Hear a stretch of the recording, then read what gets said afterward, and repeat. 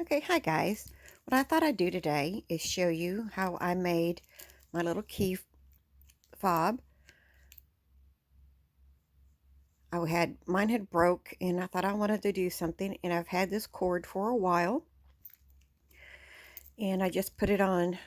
I just only had a few of these, but this had like a D hook with a what do they call that? A lobster claw? Is that what they call that one? But anyway, with a hook, and then I just put a jump ring with my keys on it. So that was the first one I made. I made it out of this brown. And then today I kind of played with it. And this is just with acrylic yarn. And I did some beads. I was trying to see if it would work. If you want to see this version, comment below. I just left a big old tail because I don't only, like I said, I only have a couple of key fob um, hardware. What are those called? Oh my goodness, my brain. But I only have one more, so I wanted to use that today with the one we're making. So, but if you want to see one using the beads, I'd be happy to do it. And so let's get started for today. Today we're going to need a uh, key ring. This one has a jump ring. I thought that was a D ring, but maybe it wasn't. Or this one might be a little bit different. Just has like a big jump ring and, of course, your clasp. We'll do that at the end. Of course, I am using this home cording. I bought this at Hobby Lobby in one of their clearance, and I bought several different colors. I am making a market bag with the brown that I showed you earlier, but I thought I'd use this cream colored one with you today. And of course, you need a pair of scissors, and then I am using, a 5mm hook. And I find this is working fine with me. Kind of blends in with my background, doesn't it? Now, you can also use a needle, yarn needle, to weave in your ends. And I don't have that right here with me. But that is your other option. So let's get started.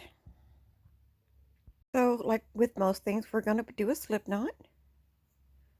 And you can do this whichever way is comfortable for you to do. We're going to be doing a chain 10 to get started.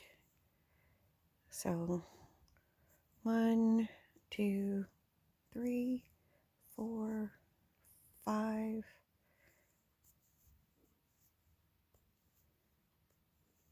We have 10. Now this cording can be a little fiddly because it is a little bit stiffer, but I do like it making this key-ring. Of course, acrylics yarn might go a little faster, but I'm hoping it's going to be sturdy. We'll see. I've just made the other one not long ago. So we're going to do the second loop from the hook. Let's see. Somehow I tightened that. Let me not do that. All right. So we're going to go 1, 2. So we'll be working in 9 stitches. Okay. So our very first one, we're going to add 2. We're doing 2 single crochets, and then 1 single crochet in the next 2. We're going to do a couple of rows together, and my next stitch. Now, in the middle, what's going to be the middle is where we are going to do 3 single crochets together. So we're just going to go through our space, grab some yarn, pull through. We're going to stop right there and go into the next one and do the same thing. So now you have 3 loops, and then we're going to go to the next one, which is our third one, and repeat that. So you should have 4 loops on your hook, and we're going to yarn over and go all through all 4, and that's going to be our chain 3 single crochets together. Okay, almost forgot to help you with it. We did 1 single crochet. We're going to do 1 more single crochet in the next stitch, and in the very last one we're going to do like we started. We're going to do 2, And I'm trying to keep my tension tight, so it is maybe a little hard to get in there with this cord, but it'll give you a nice stitch. Now I should have said this beforehand. You see how our first stitch is kind of folded over? You could put a stitch marker there if you find it hard to see that. This lighter cord is easier, of course a darker one. This is easy to get hidden, so you want to put a stitch marker there.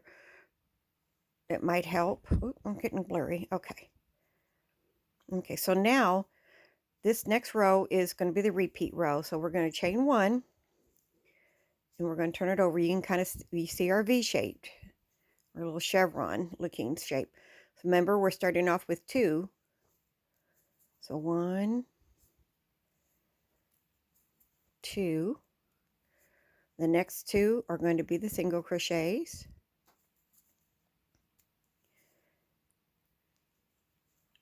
Oh, now see, I totally forgot to tell you this.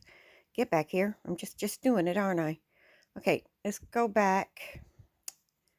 Oh, let's just start this row over again so I can tell you the right thing to do. So I'm going to straighten this out a little bit. So we chained 1. Where we see our V, we're only working the back loop only. I'm so sorry I didn't say that.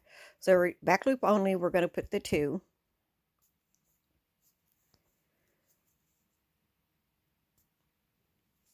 And then again, back loop, single crochet.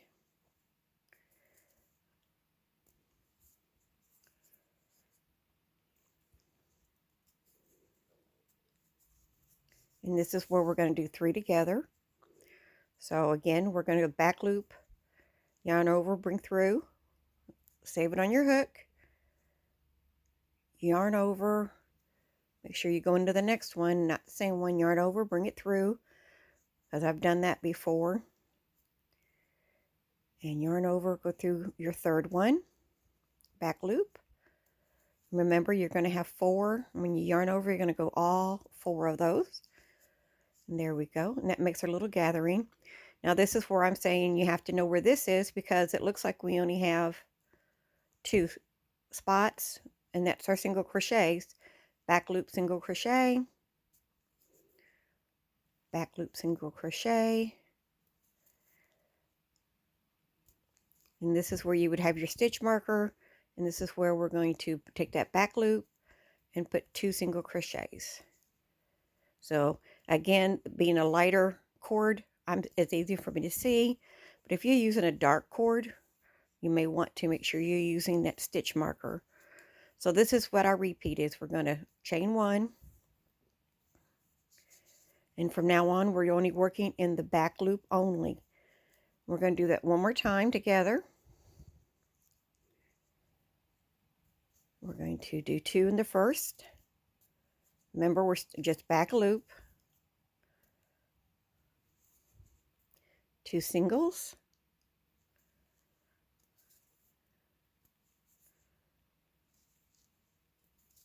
and then this is where we're going to do 3 single crochets together.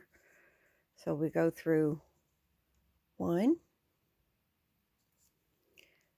hold our loop, we bring 2, and then we go through 3. And then we yarn over, go through all 4. You should have 4 loops. You'd have all 4 of them. Go through 2 single crochets to get next to each other. 1 single crochet, 2 single crochet, and our last one.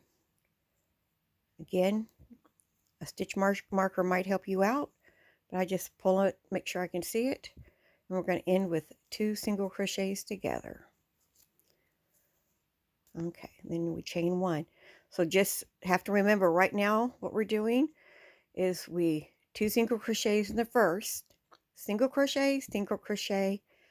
We're picking up these 3 stitches with a single crochet together, 3 single crochets together, single crochet, and if you pull this, straighten out a little bit, and you can see that last one, and that has 2 single crochets together. Now I do this for about 12 rows before I start narrowing it to put on my fastener or my keychain fob.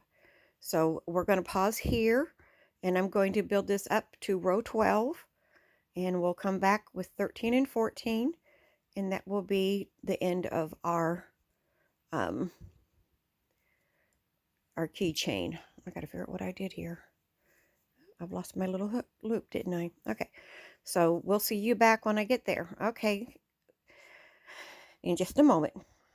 Okay, so I've reached my 12th row. Now you can make this as long or as short as you want. Just when you've reached the length you like, this is how we're going to start narrowing it so we can attach it to our little chain or hook, ring, whatever you're using. So I'm going to do our chain 1. Now remember where we were doing the 2 single crochets in each end? Now that was to build it up because we were taking the 3 together down here, and it kept it on a line. So now that we're going to narrow it, we are going to do 2 single crochets together. So we're just going to do like we do in the middle. We're going to, bring up a loop. Now we're going to go the next. Oops, we're supposed to be just working in the back loop still. Okay, back loop only. Yarn over, bring up a loop.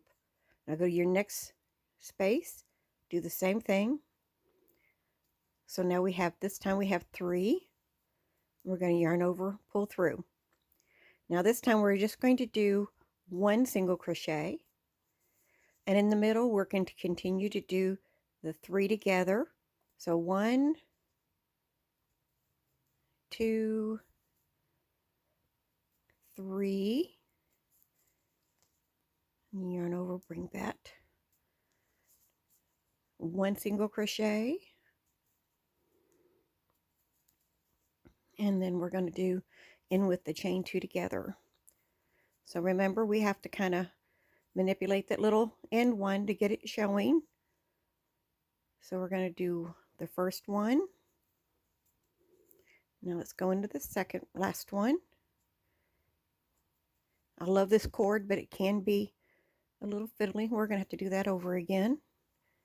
A little bit easier since we got it pulled up. So 1, 2, and now we make that together, chain 1. Now this next row, we are just doing 1 single crochet, then our 3 together. So 1, 2, 3. Okay, get that going. And then our last one is a single crochet. Make sure we got that in that back loop. Now we are ready to attach it to whatever you want to use. I'm going to do 1 single crochet. Now, I always give myself more than I need, but you want to give yourself a good tail. At the end, I give myself a lot because I'm always worried I'm going to short myself. So here's our project. I think I'm going to go to there, and hopefully that works. And then we are going to be, I've chained 1, we're going to turn, we're going to give our, this is always where it gets a little bit challenging. We are going to, let me see which way I'm going here. I always have to work this out. So I'm going to pull this through, my little tail through. Like I said, this is always kind of like, okay, which way am I going? And I am going to do a little slip knot here to hopefully get that into place. And then I'm going to go through, I'm going through both. I am not going just through the back loop this time. And I am going to crochet this cord onto our little ring. Let's see. Like I told you, I always give myself way too much cord, but I'm always afraid that I won't have enough. And so I'm going to chain over and I'm going to pull that through.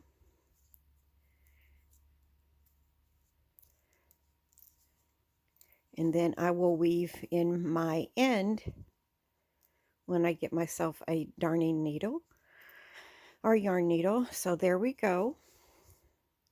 There is our,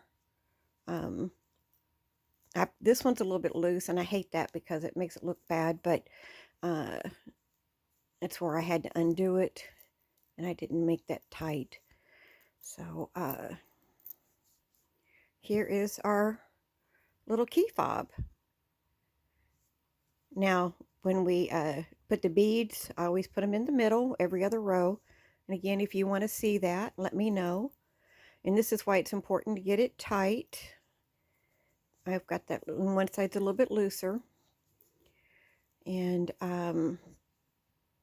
there you go. It's not really hard. It takes a little bit of time. If you're using acrylic yarn, of course, it makes it really easy. And this is the cream one. This is my brown one. And then, like I said, this is mine with the beads in it. So just let me know if you want to see this one. And I hope you enjoyed this. And I will be talking to you guys later. Bye for now.